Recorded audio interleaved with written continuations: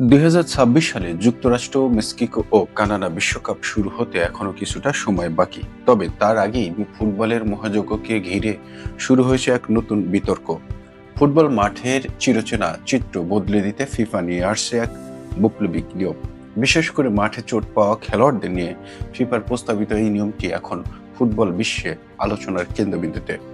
ফুটবলে অনেক সময় দেখা যায় দলীয় দল বা চাপে থাকা দল খেলার গতি নষ্ট করতে নকল চোটের আশ্রয় নেয়। এই সময় ক্ষেপণ বন্ধ করতে ফিফা কঠোর অবস্থান নিচ্ছে।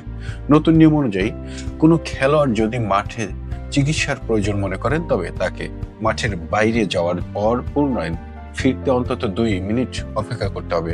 আর এই 2 মিনিট পার হওয়ার আগেই রেফারি তাকে মাঠে ফেরার অনুমতি দেবেন না। ফলে ওই নির্দিষ্ট সময়টুকু সংশ্লিষ্ট দলকে একজন খেলোয়াড় কমিয়েই প্রতিপক্ষের মোকাবেলা করতে হবে। ফিফার লক্ষ্য হলো অপ্রয়োজনীয় বিরতি কমিয়ে প্রকৃত খেলার সময় বাড়ানো এবং জালিয়াতির মাধ্যমে সময় নষ্ট করার প্রবণতা নির্মূল করা। তবে সব ক্ষেত্রে এই 2 মিনিট নিয়ম প্রযোজ্য হবে না। খেলোয়াড়দের নিরাপত্তার কথা মাথায় রেখে কিছু বিশেষ ছাড় দেওয়া হয়েছে।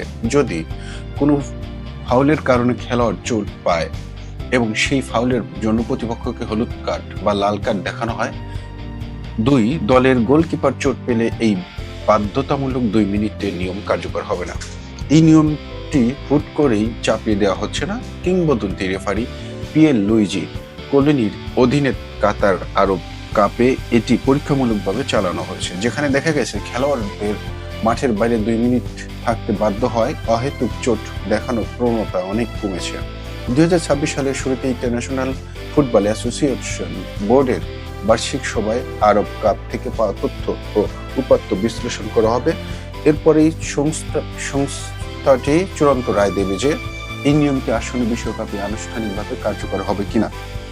ফুটবলকে আরো গতিশীল ও আধুনিক করার এই প্রচেষ্টা প্রশংসনীয় হলেও ছোট ছোট দলগুলোর উপর একটি বাড়তি চাপ তৈরি করতে পারে কিনা তা নিয়ে তর্ক থেকেই যাচ্ছে। তবে ফিফার এই পদক্ষেপ সফল হলে 2026 বিশ্বকাপ হবে ইতিহাসের অন্যতম স্বচ্ছ ও গতিময় একটি টুর্নামেন্ট।